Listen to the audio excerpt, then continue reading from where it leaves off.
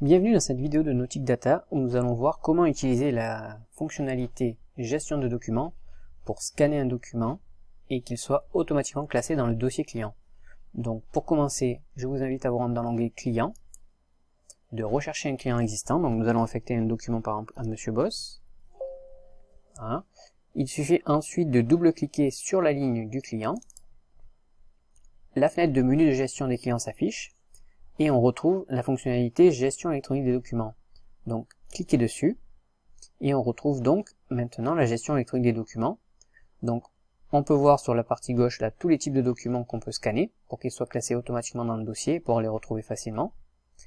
Et on voit aussi également à l'aide des différentes icônes si le document est présent. Donc si le document est déjà présent, on le retrouve avec l'icône livre. Et si le document n'est pas présent, donc on retrouve l'icône scanner qui nous permet de scanner un document et le retrouver facilement. Donc par exemple, on va scanner un document. Donc là, j'ai mis un document sur la vitre de mon scanner. Donc on va dire pour l'exemple que c'est une carte grise de remorque. Donc je clique sur l'icône scanner associée à carte grise remorque pour lancer le scan. Donc il me demande si j'ai plusieurs périphériques, ce qui est le cas, lequel je veux utiliser. Je sélectionne mon périphérique, je valide. Et donc le logiciel est en train de communiquer avec le scanner pour pouvoir scanner le document.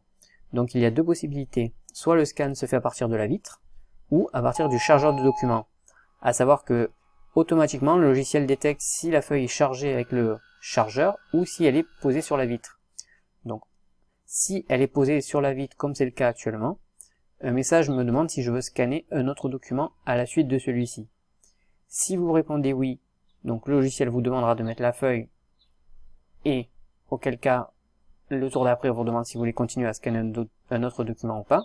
Donc là, pour le test, je vais dire non.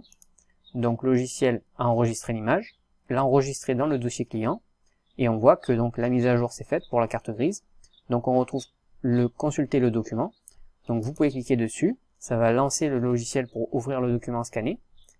Et on voit donc le type de document que je viens de scanner pour l'exemple. Donc on voit que ça fonctionne. À noter aussi que le logiciel se charge pour ce document-là de le nommer d'une façon claire. Donc là, pour le carte grise remorque, on retrouve bien l'intitulé carte grise remorque, suivi de la date au format anglais, donc année, mois et jour, pour pouvoir retrouver plus facilement le document par la suite sur l'endroit où vous l'avez enregistré.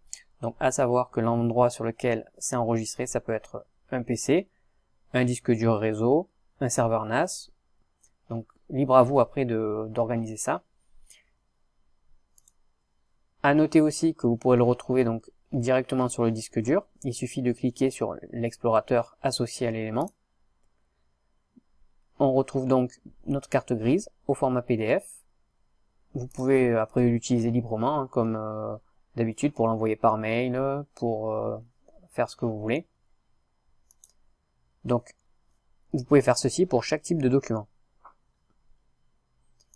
Donc pour récapituler donc la gestion de documents, ça se trouve dans l'onglet client, en tapant le nom d'un client et en double-cliquant sur sa ligne pour lancer le menu de gestion.